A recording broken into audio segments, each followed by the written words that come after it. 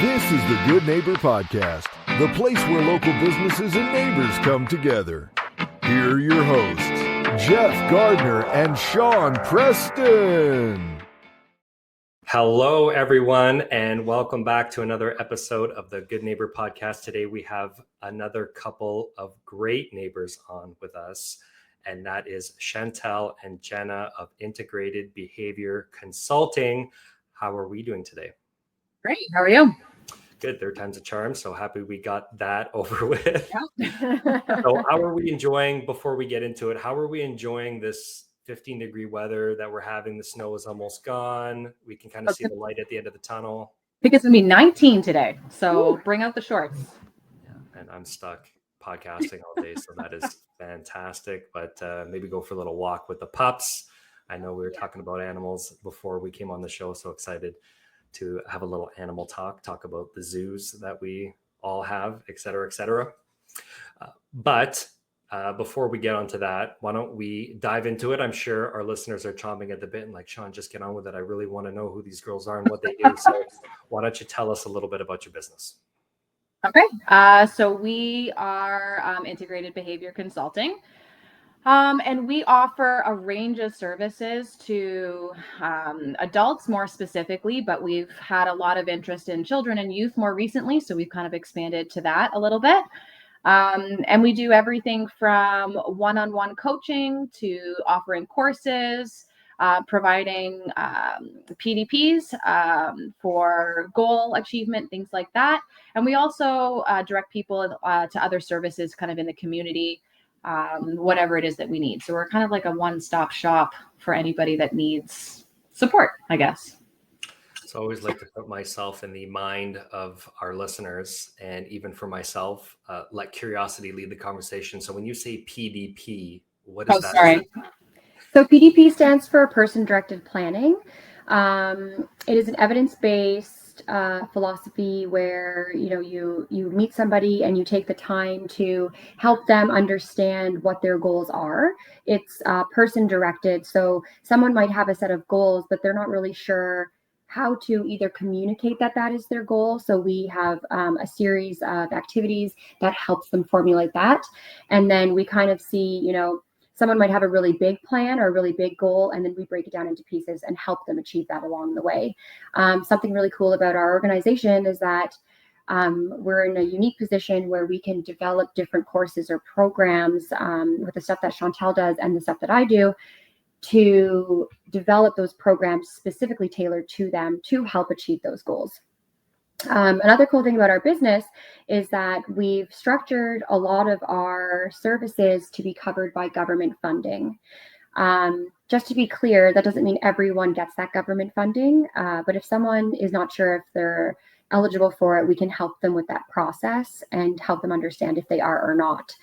If they are, then a lot of things that we do, then parents don't have to pay out of pocket, or the individuals or adults don't have to pay out of pocket as well. Yeah. Very nice. Okay, so I'm trying to understand, like, you guys, obviously every business that's out there has a solution to a problem. You're out there helping people. They've got a problem. You have a solution to it.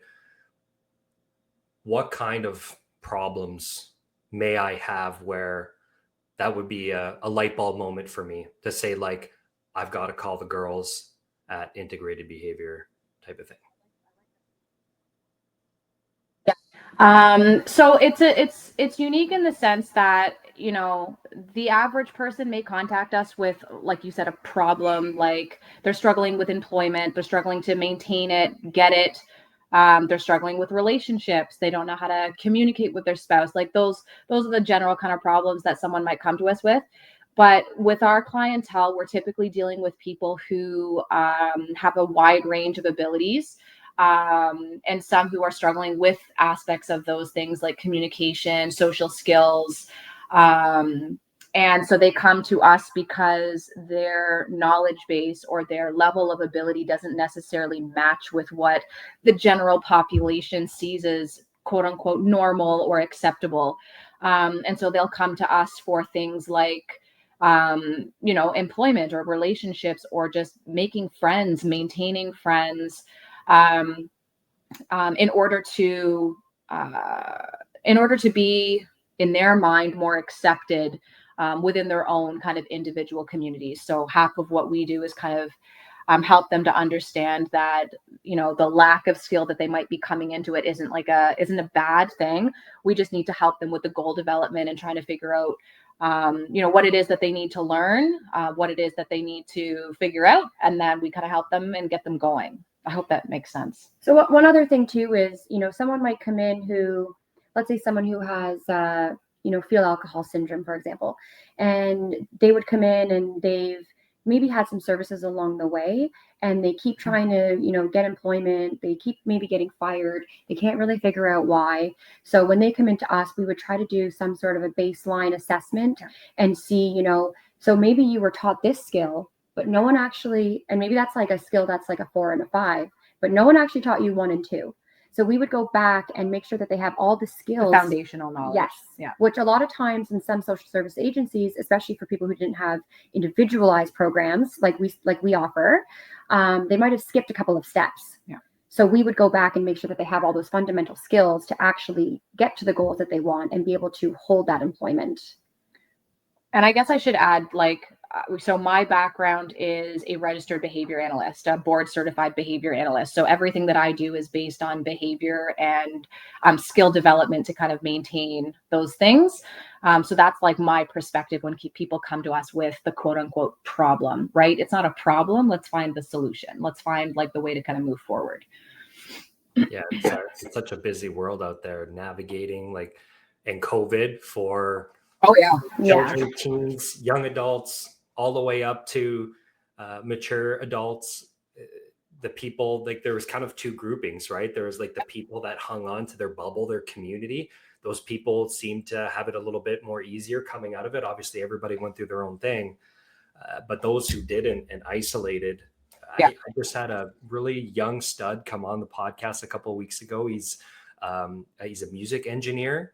And we're going through his background. He was saying, I didn't get to graduate. That was the COVID year. I didn't have a graduation. And, we talked about, how that had a strain on his mental health. And you never know what anybody's going through at any given day. So it's just nice to hear what you guys are doing out there and being able to help navigate it, but even fill in the gaps. It's not like, I'm just coming down and I'm just, kind of verbally dumping my emotions on you and trying to, help me navigate some of these answers. It's more profound than that. It's actually, I figured out that you're missing a couple of key skill sets, some fundamental skill sets that, we could teach you that you can then employ and then really kind of help you not only navigate that, but then we'll also give you a clear picture in terms of, what does that roadmap look like so that you can take it in stride. And then it's just easier to be digested throughout the brain so that you can ultimately find a higher percentage chance of succeeding when you're navigating that process.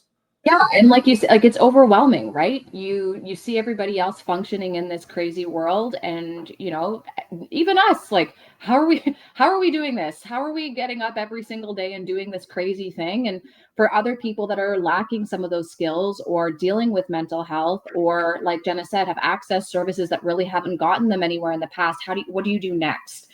And part of the reason why we developed this business, how we came to be, is that there's such a gap.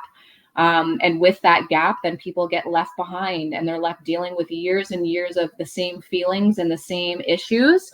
And so we want to be able to, put a stop to that and point them in the right direction. And if we don't have the answer, then we've got a whole community of people that we have access to that might.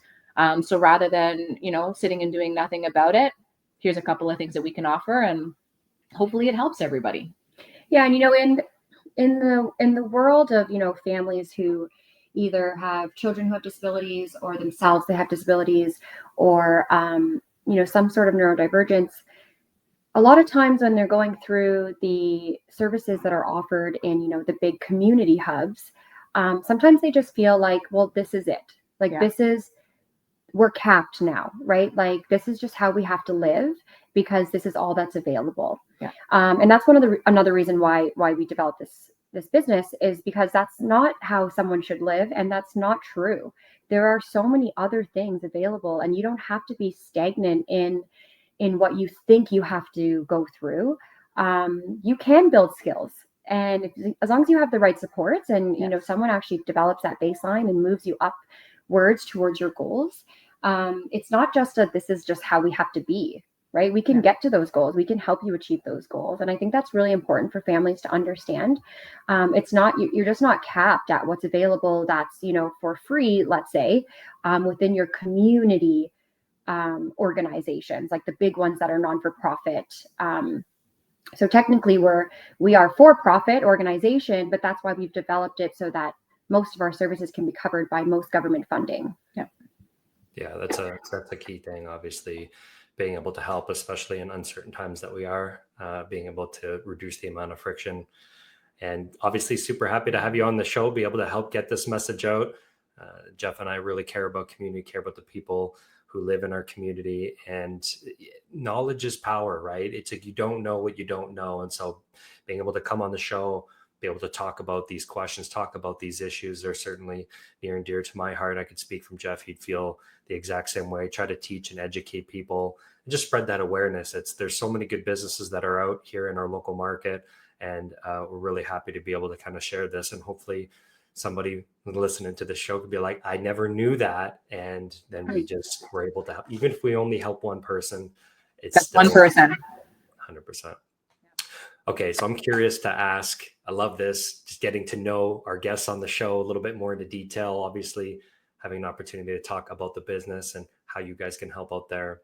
But let's talk about the journey. Everybody's got a journey leading in, right? I always joke around on the show and say, some people came out of the womb and they knew exactly what they were doing. They did that their whole life. They retired into the sunset, did that. Not as prevalent in today's day and age, I don't think, but everybody's got their own unique story. And I'm always fascinated because everybody's so different on what those stories look like. So maybe we can get your journey from each one of you individually. How did you get into doing what you're doing today, leading up to this moment where you ended up partnering and opening your business? Well, Jenna and I have known each other for 16-ish years. She's actually my husband's cousin. So that's how we met. But I have been personally involved with like disability services and like the type of like behavior work that I do from womb, if you want to say that. Like, this has just always been what I've enjoyed. I love dealing with other people's behavior because I don't deal well with my own. So putting that focus elsewhere is always great. But I've always worked in the disability field. I've worked in schools. I've worked in clinics. I've worked in home settings.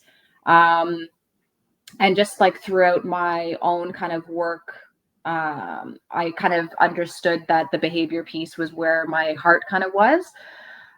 So kind of later in life, I went the route of school and I did, you know, what did I do? My bachelor's and then my master's. And then I got my certification as a behavior analyst. And then Ontario changed all their regulations so that it's now called something different. So now I'm a registered behavior analyst for Ontario. Yeah. And then through all of that, it was just an acknowledgement that in all of these different areas that I've worked, there's just a huge gap in services, so much stress for families. And then beyond families, people that have capped out of the system in terms of age, there's nothing that they are aware of, no community resources, no people to guide them. So that's always been something that I've wanted to do. In my schooling, I knew of different clinicians and different professionals in the United States. And I loved the way that their system works over there, where you go to a company and it's a one-stop shop. They've got behavior analysts, they've got occupational therapists, physiotherapists, speech and language therapists, and they're all there working together towards the collective goal that the person comes into service with. And it's kind of like case management, like a whole group of people working together, and that collaborativeness is what I've always wanted to emulate here.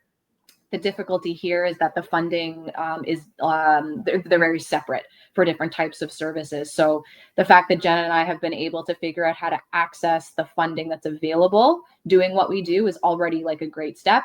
And we're in the process of kind of bringing on, like I said, occupational therapists and different things in our community, people that we know, so that when people do come to us, they have access to it all.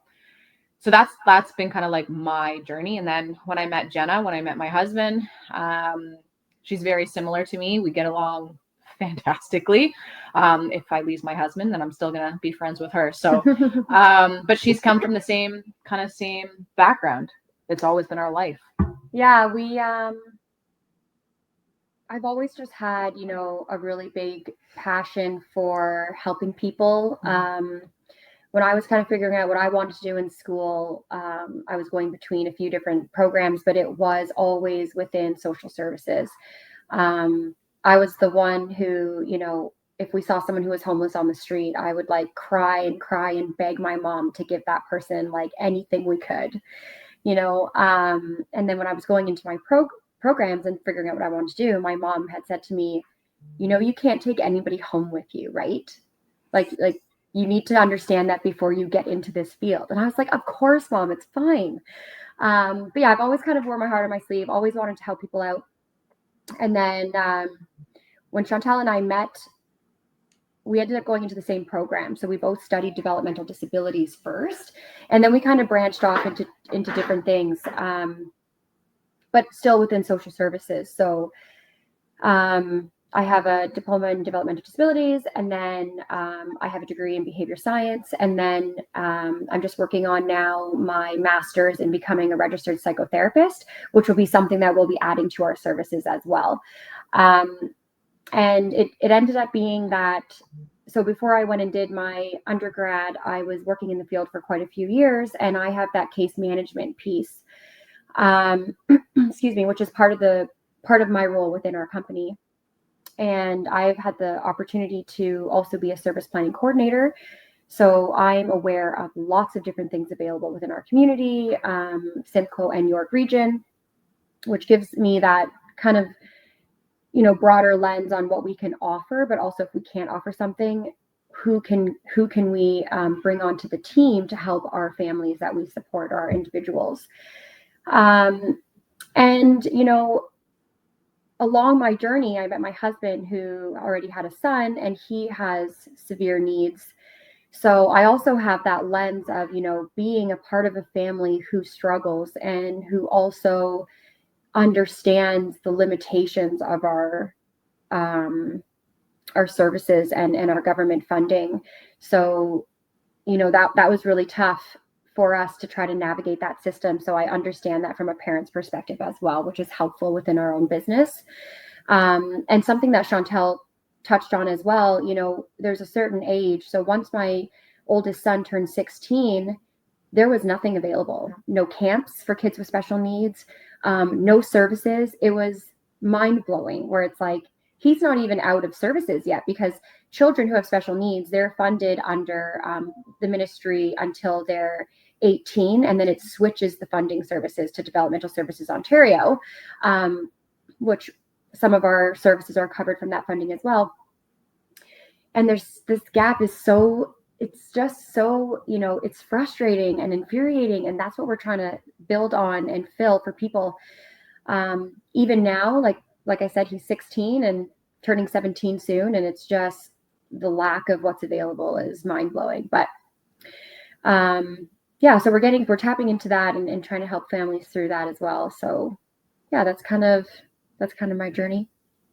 Very interesting journeys. Thanks a lot for sharing that. It's to go back to what I was saying before. You don't know what you don't know, and until you go through it, right? You go through it, you learn these things, and I'm sure that people listening to the show be like, "Yeah, I went through that exact same thing," and knowing that there are some things now that you're trying to provide to eliminate some of these gaps, make it easier for people to navigate these laneways.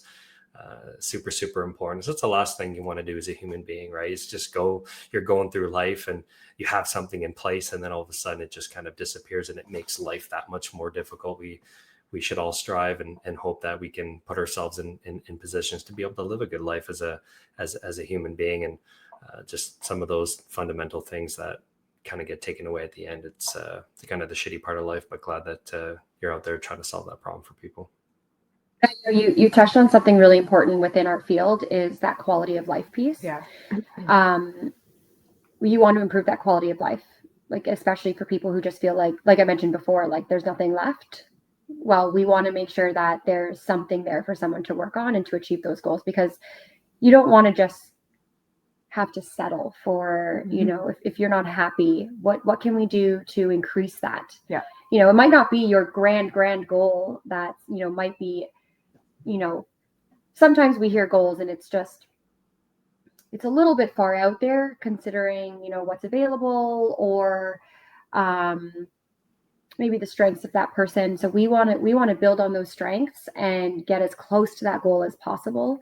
Or maybe even get to that goal in the end. Might take a while, but or maybe have you realize that that's not really what your goal is. Maybe that's Yes. the goal that you thought you wanted to accomplish because everybody else at your age is accomplishing that thing.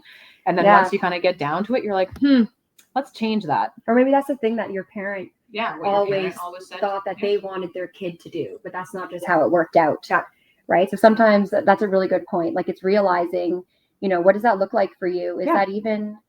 And that's why it's all very individualized. And that's Yes. why what we're doing is kind of, not to say that other people don't individualize their programming, but that is why we do it so specifically, because everybody's perspective, everyone's experience, everyone's goals, everyone's ability to navigate those goals are going to be totally different. So we want to be able to tailor our services specifically to what individuals need to get them to where they want to be at the end of it. Well, and, you know, for the nonprofit organizations, which are, you know, we have quite a few large ones in our region, the case managers there, like they do a great job, but they don't have the bandwidth to really help someone develop those goals. They can be like, yeah, here's your goal, but then they don't have the time. They have such a big caseload. And we've had some really great feedback actually from some of those social service organizations within our community, just saying how much they appreciate the time and effort that we put in and, you know, the step-by-step process to help people achieve those goals. So we're so thrilled to hear that feedback from some of our service agency partners. Yeah, I think that's great, right? Like for most things in life, having the proper expectations. If the goals are out of line, then the expectations are out of line, and that just opens the door for disappointment when those expectations are not met. That could be something from a customer service standpoint to how a product's supposed to work to really anything in life when you're looking to set a goal or have an expectation for something. So to really be able to kind of dial that in for people, less disappointment means less strain on mental health, means more accurate goals, which means you're achieving them more often, which leads to success. That eventually leads to a little bit more happiness. And that's kind of what we're talking about at the end of the day here, is trying to find happiness. Build confidence along the way. If you break goals down into smaller, more manageable pieces, all of a sudden, like you said, you start achieving these things that you didn't before, and your confidence raises with that. And then all of a sudden you feel like you can achieve more and more. And it just makes everybody happier. And that's the whole point. Yeah. Love it. Yeah. About that all day. Oh, exactly. We could keep going, but I'm sure you have other questions that you want to ask too. So please.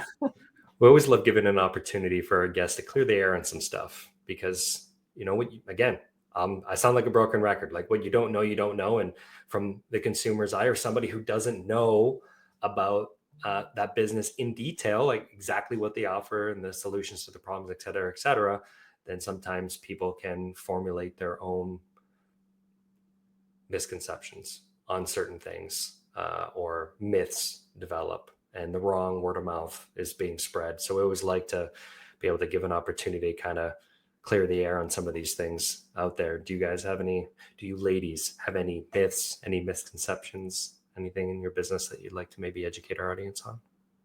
I think there's probably like two, maybe. I think social services in general gets a bad rap for a lot of what Jenna spoke about already. Just a lot of services are capped to a certain degree. And so people become frustrated with the lack of support or the lack of time or the amount of money that they have to dish out to kind of access services. So I think that a common misconception may be that we're in it for, I don't know, the pennies, the money. Yeah. And that, you know, that services won't be tailored specifically to what they need because that's what they've experienced so far. But we can't say it enough that because we've been there and experienced that and been a part of that, that is the farthest from what we're hoping to be able to offer anybody that comes to us for support. So all of our things, like we've talked about at length already, are individualized, and if something can't be afforded, we figure out a way to make it happen. It just, you know, just because you can't give us a check at the end of the day doesn't mean that you don't get access. We'll just figure out a way to make it happen. So sorry. No, that's okay. I just wanted to add to that. That's a really good point that I hadn't even thought about it until you said that. But just to break it down for people a little bit more, the misconception that Chantelle's talking about is really the wording, right? So it's not for profit and for profit. So what people are used to in social services and, people with disabilities, they're used to the not-for-profit organizations because those are the ones that are funded by the government. For profit, yes, we get the money directly to us, but all that means is that we do not have any government funding. Yes. Right? So that's why we've tailored our business so that people can use their government funding to pay for the services, right? It's not to say that, people who are not for profit people who are for profit are making all of this money. That's just the distinction, right? Yeah. So one is being funded by the government. The for-profit organizations are not being funded for the government, right? We don't get any money from the government to facilitate our services. Yeah. So that's the clarification there. Yeah. And again, it's just historical context to what's already been experienced. So if that's the misconception, there you go. That's the answer.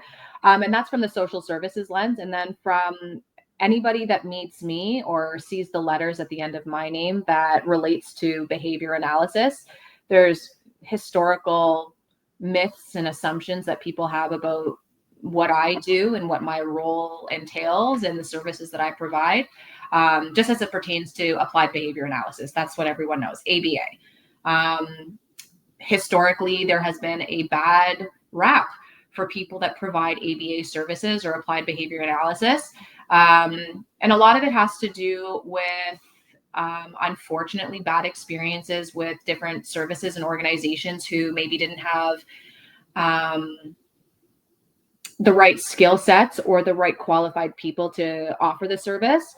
But again, it also comes down to individualized service. You walk into certain organizations and ABA is a blanket program that's offered, very minimally tailored. And that's the complete opposite to what the service should look like. People have said things like ABA is going to make my kid into a robot. ABA is punishment. ABA is only for people with autism is a huge one. Yeah. And it's so far from the truth. Yeah. So far from the truth. There's a lot of history that we have to rewrite, obviously, with the service. But ABA, I do ABA with Jenna when I speak to her. I do ABA with you when I'm speaking with you. I do ABA with my children, or at least I try. ABA is so much more and can be used so much more broadly than what people assume it can be used for. And essentially what I would love for people to understand, it's just a way of understanding behavior and where it comes from, and then being able to adapt responses to behavior in order to encourage the behavior to continue or to stop. It is not to make people into perfect people. That doesn't exist. It is really just to help develop certain skill sets and certain responses to things so that people can be more contributing, more involved, more independent human beings. That is what the goal is. It is not punishment based. It is all about reinforcing and finding ways to encourage. There's so much history there. It's hard to, we don't have the time to go into all of it, but there's so much history. And so that is a common misconception when people see the letters at the end of the name, for sure. So within ABA too, it's like a measuring tool, right? You would analyze it, see what's working, see what you need to change, see what the progress is, and then you adapt as you go. Right. So that's what Chantelle's talking about, where when ABA started being something very popular, quite a few years back, organizations would be like, we do ABA. Yeah. But within that, they would do different interventions and different therapies within that ABA umbrella, which is not what they should have been doing. And that's where the confusion is. And I think now I think I said already, the way that we used to hold our designation we used to call ourselves board certified behavior analysts. And it was something that the US put out as a certification for the rest of the world to kind of hold.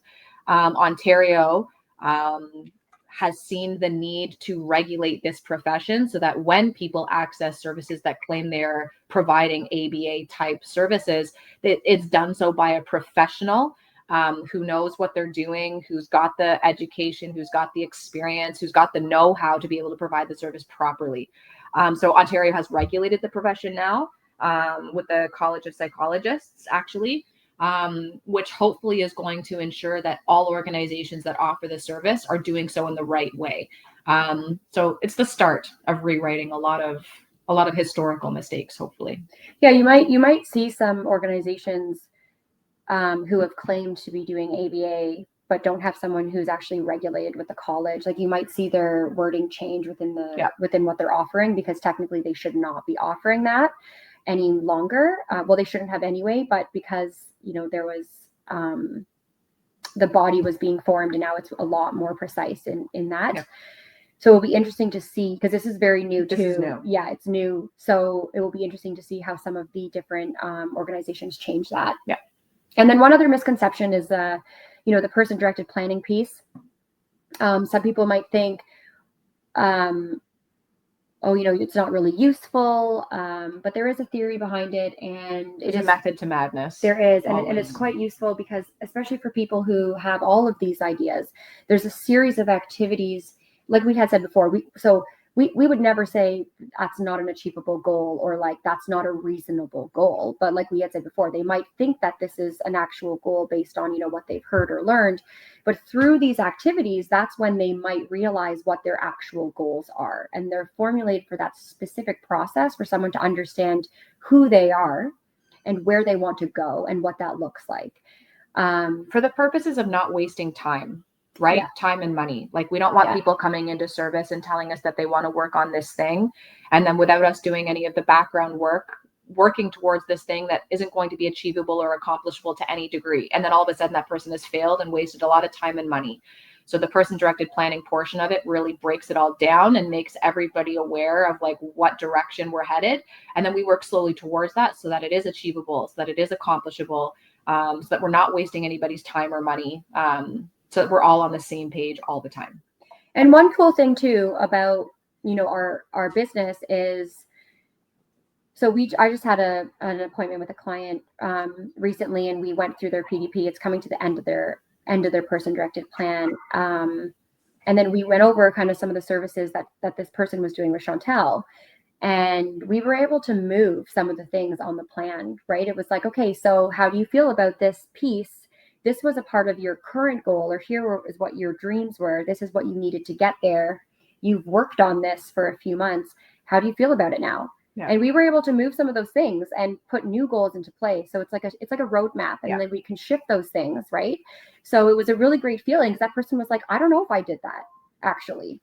I don't know if that's complete. And I was like, okay, well, you achieved this, and you achieved this, and you achieved this. And from your family and your partner, they said you've increased this communication, this piece in your relationship, and all of these things, and you're doing it consistently now. So I think you've got this, right? And it was, sometimes people need that, like, oh yeah, I guess I have been doing that, and it was really great for her and for them in that moment, and for me too as a service provider, right? And you can see the shift, you can see the movement, you can see those goals being achieved. So that is a really cool dynamic that we have within this business together. Is we work together that way with the goal planning and then the programs that they do.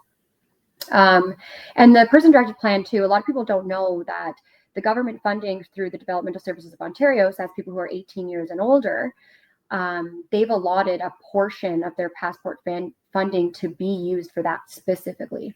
Yep. So it is recognized highly in the social service field, and they have the funding for it. And a lot of people don't know that they have the funding for it. So we'll help with that too.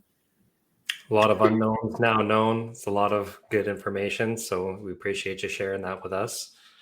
I want to switch. Sorry, it's like information overload. So stop us at any time. So much information. I don't know. I'd kind of disagree with that a little bit. I mean, that's the whole reason why we're doing this, is to be able to get some of that stuff out. I'm just sitting here like a sponge, just like didn't know that. I don't live in your world every day.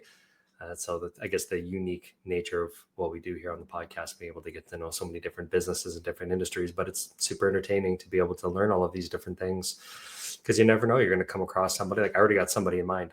Like if I had a conversation with them, and I just met some cool ladies on the podcast, I recommend you just reach out, go have a conversation. I think you might see a big benefit from that, right? So there's just one other thing I want to add. Go ahead.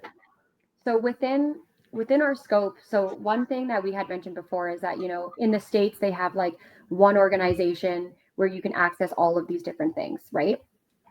Here in Ontario, for example, my son, he has a service team, and it's like 6 people, and all of these people are from different organizations, right? So it's sometimes really hard for families to navigate. It's really hard to be like, who do I talk to for this? But who do I talk to about this? Yeah. So one of our main goals is to have that hub where it's like we can just connect with each other, because everything is in one spot, which is not here. Like it doesn't exist here, which is kind of cool. And then Chantelle and I are working with ourselves to provide more, like I said. So I will be offering art as therapy group courses coming up soon.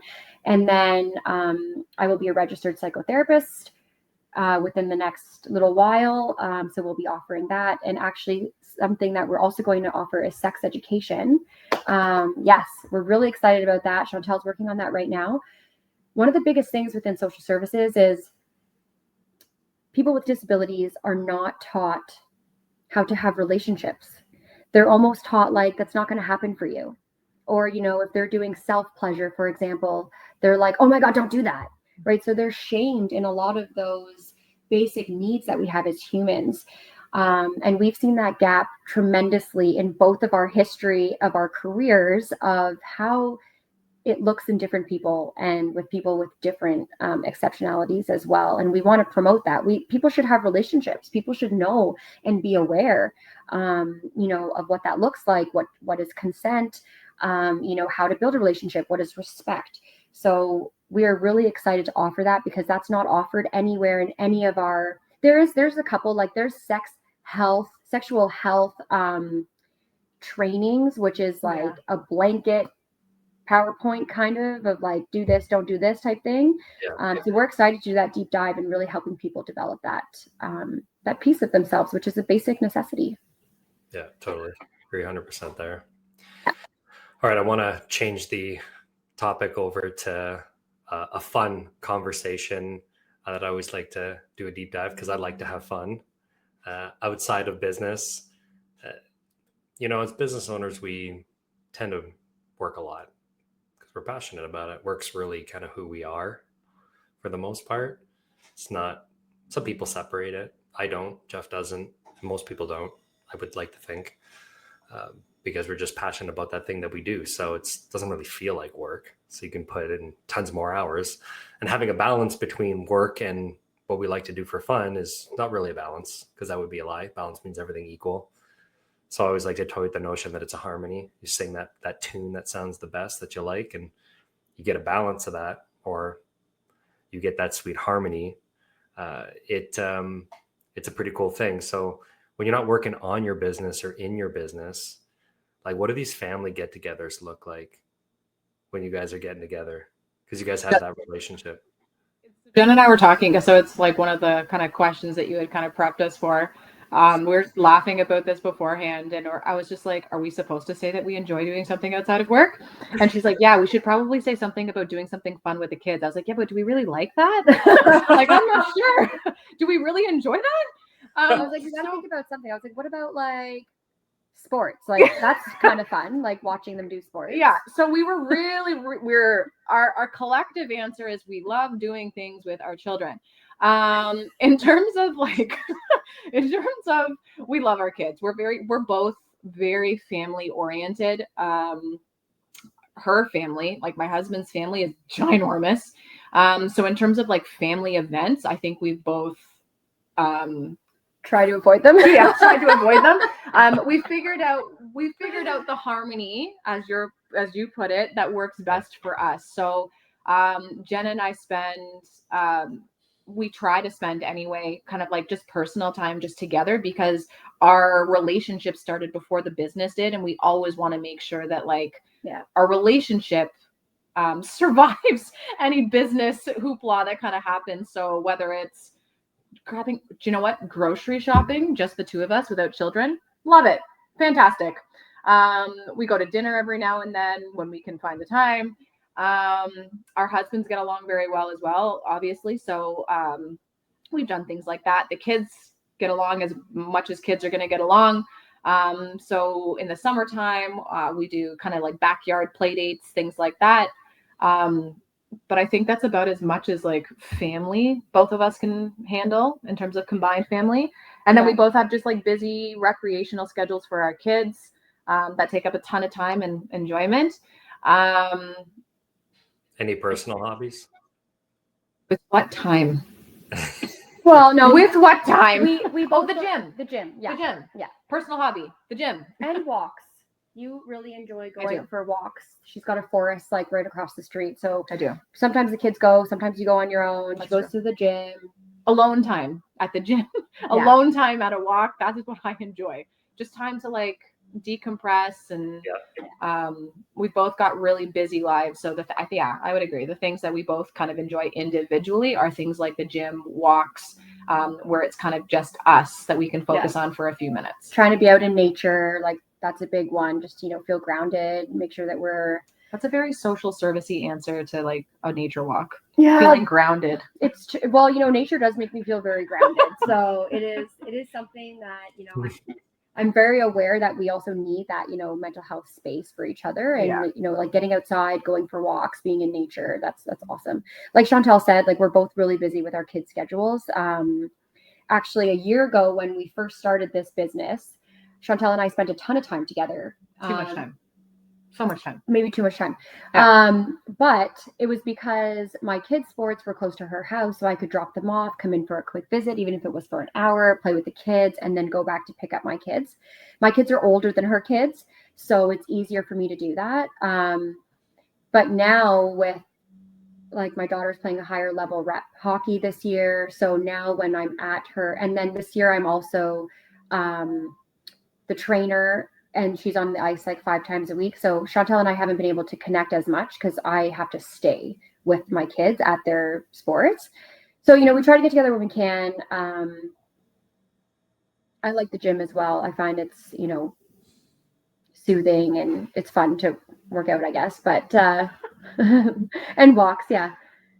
We're busy. We're like, we're like 2 feet in, dove right into the family life. So it's the juggle, it's the balance, and it is fun. Like I was upstairs looking at pictures of her kid and she's like covered in green paint. I'm like, what were you doing that day? Right. So it's like she literally looks, and her arms are full of green paint too. So it's, we just do things with the kids and family stuff and fairs, right? Like I was going to tell you, I just saw on the way here, there's like the spring fair happening at that farm that's right off of Highway 11. Yep. So we do things like that, right? Yep. It's just family life.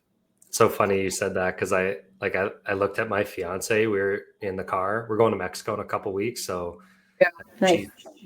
I'm way more tan just naturally, but I thought it'd be a good idea to maybe get in the tanning bed a couple times just so that I don't roast when we get down there, because the sun is like just that much more intense than it has been like way in the past. So like I'm looking down, and like she's a florist, right? She owns a flower shop here locally, and shout out Wild Lotus Floral Design.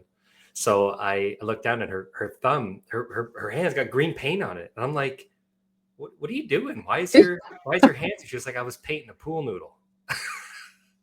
Painting a pool noodle, as one does, right? Yeah, it's painting a pool noodle covered in green. What are you doing? So that moment that you had with your kid, I had that with my fiance yesterday in the car.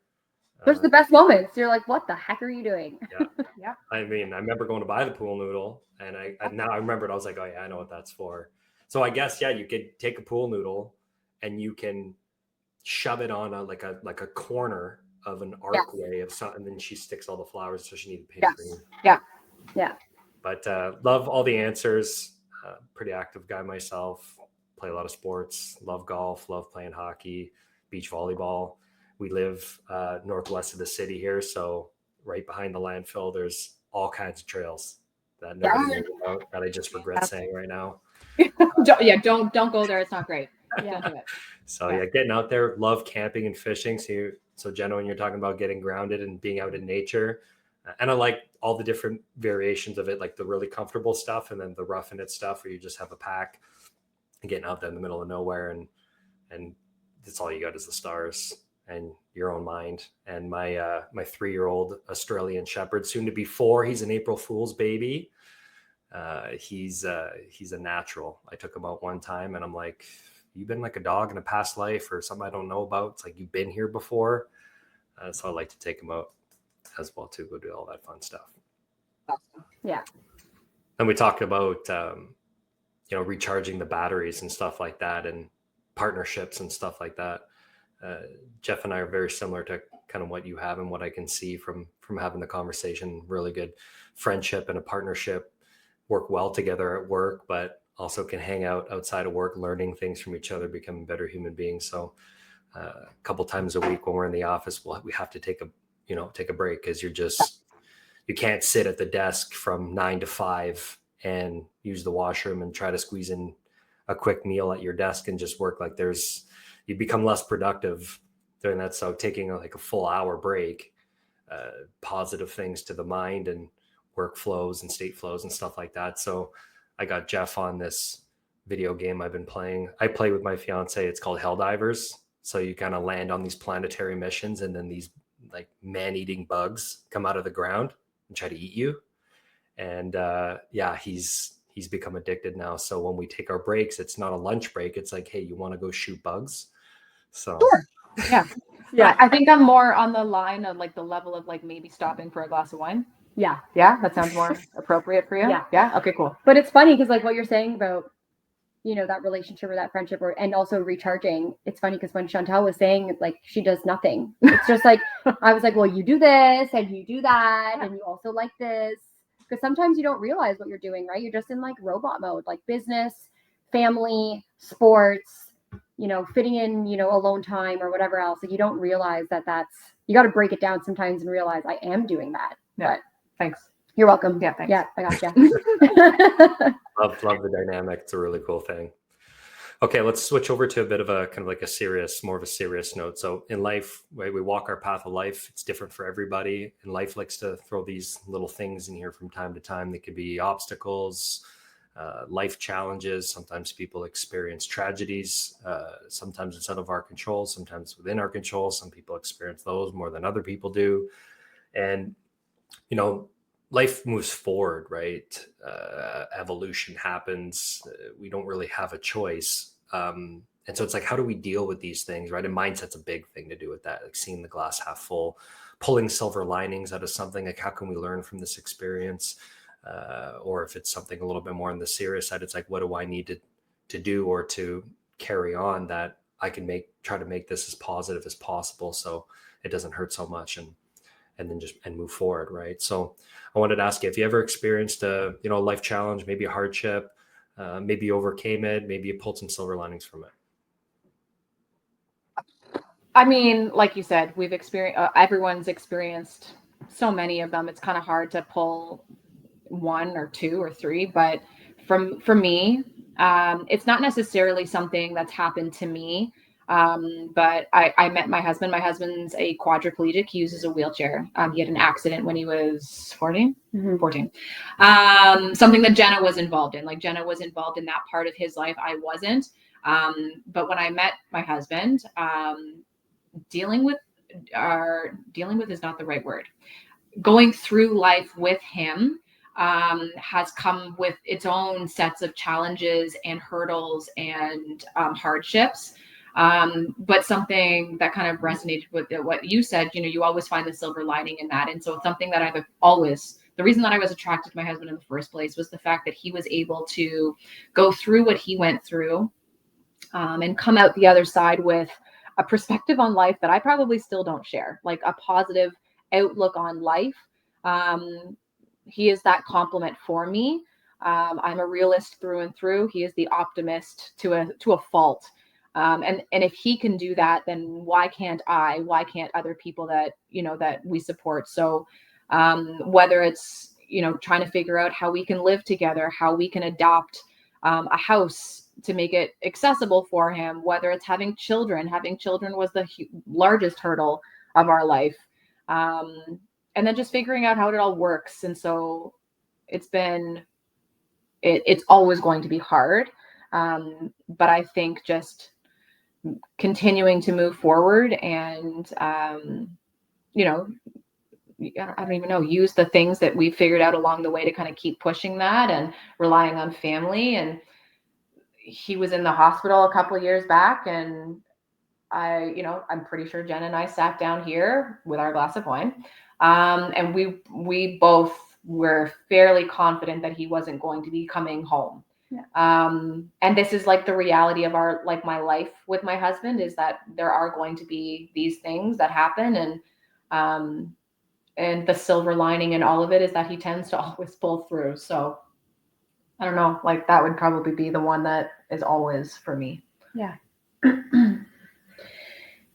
Yeah. Thanks for sharing that. Yeah. What about yourself? The piece that Chantelle talked about too, like, I feel like that's one of the biggest reasons why I went into this field. Like I said, I always felt very compassionate and empathetic to people, but watching Sean go through that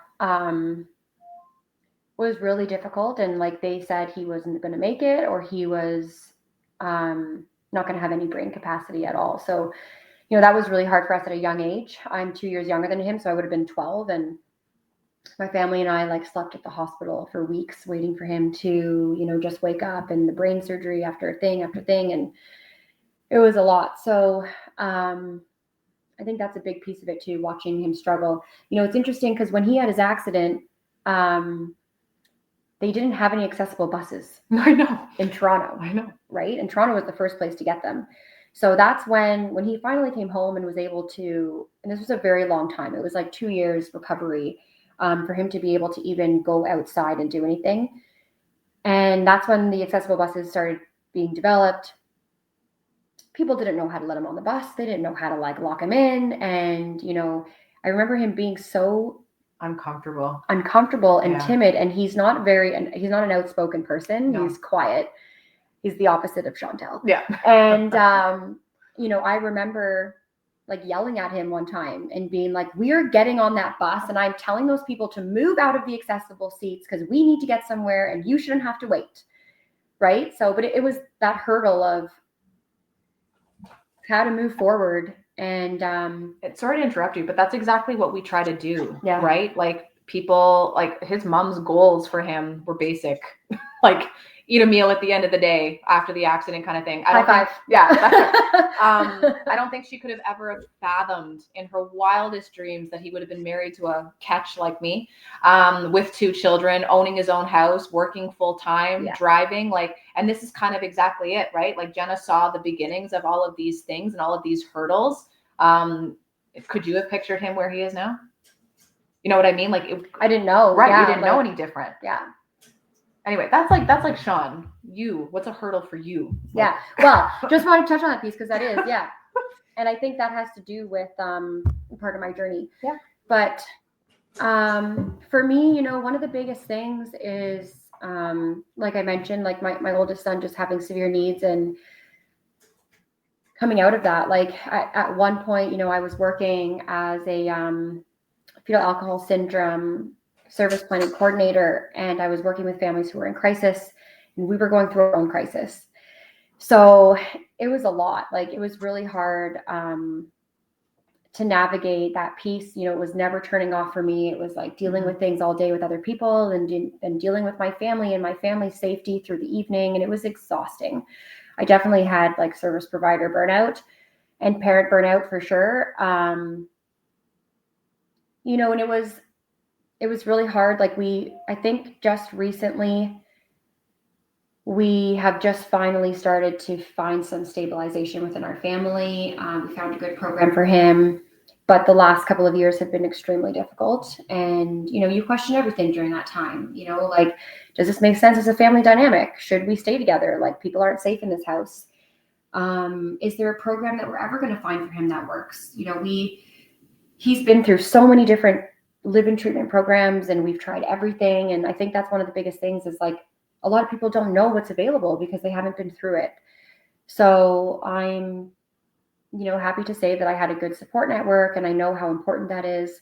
Even Chantelle sometimes would be like, I don't agree with the way that you're dealing with that behavior. And I'd be like, I am so frustrated that I just can't not freak out. Like I am at my wit's end. But, I can understand how parents get there. Yeah. And some of our clients too, like who are dealing with some of the things that I dealt with my son, I can tell them like, I've been there. I've it's done okay that. Yeah, it's fine. that you're snapping because you are like at 95% capacity and you have nothing left. So Yep. when that happens, you're just going to explode, and Our that's brain okay. can only handle so much, right? Exactly. So, I think that's one of the biggest things. I was going to go into when Chantelle did her master's, I was going to do mine around the same time, or even actually a couple of years before, right when I finished my undergrad. And just because of everything that was going on in my family, I did not have the ability to do that.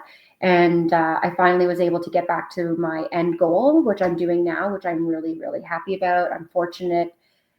I feel very fortunate that I have the capacity to be able to do that. And I'm happy to be where I am now, but it was hard for the last couple of years. So I feel like I'm in a good space now, which is great. And having support like Chantelle, even to be able to talk about it.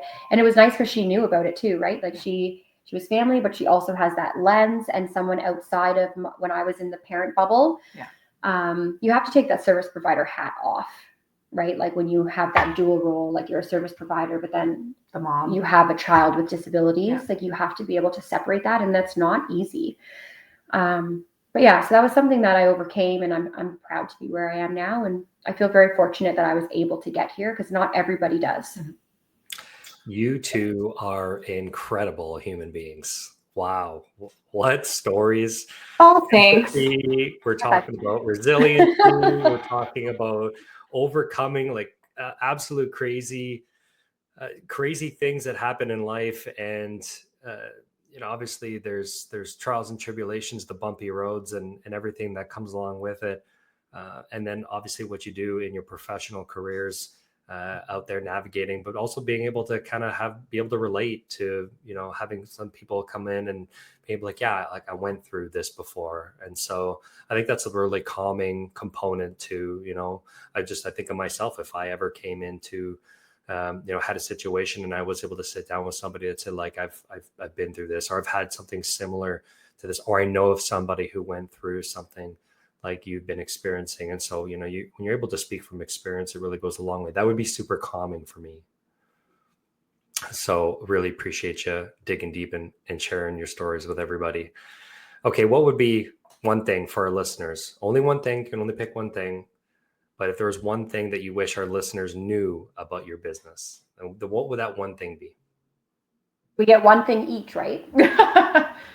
Just one thing, I Just think. one is thing. everything. I think it's just like the individualized nature of how we do things. Like at the end of the day, we could offer 1,000 different types of service, but the take-home piece through everything, no matter what it is that we're offering at any given time, is the individualized nature of that. And so I'm just going to say it's the individualized nature of what we do. I would agree because we have that bandwidth to, and that knowledge and that, I forgot what word I'm going to use, but also like the credibility, to be able to facilitate that and have that space to be individualized, and we understand how important it is. So I would agree that that's the number one thing. Yep. That was easy. Yeah. There you go. All right. I'm sure there's definitely some people that are interested. That was a phenomenal conversation. And so for those who are that maybe want to learn a little bit more information, they want to reach out to you personally, or just find out some more of what you ladies are doing out there. What would be one of the best ways that they can go ahead and reach you? There's our website, integratedbehaviourconsulting.com. They can reach out to either one of us. But our personal numbers are all over the website. Our email address is info@integratedbehaviourconsulting.com. We've also got LinkedIn profile pages and Facebook and Instagram. That's all Jenna's doing. So I think we're pretty easy to find and happy to get in touch with anybody that's interested. Yeah, and I think one of the best things about that is it's a direct contact, right? Yeah. Like you would be either getting a hold of myself or Chantelle. So it's if you reach out, it's us that you're getting a hold of. Yeah. Wonderful. Well, like I said, that was a really, really fun conversation. Really enjoyed spending time with you ladies on the show today, and wishing you all the best out there. Thank you so much. Thank you. Thank you for listening to the Good Neighbor Podcast. To nominate your favorite local businesses to be featured on the show, go to gnpwithjeffandsean.com. That's gnpwithjeffandsean.com or call 705-413-3775.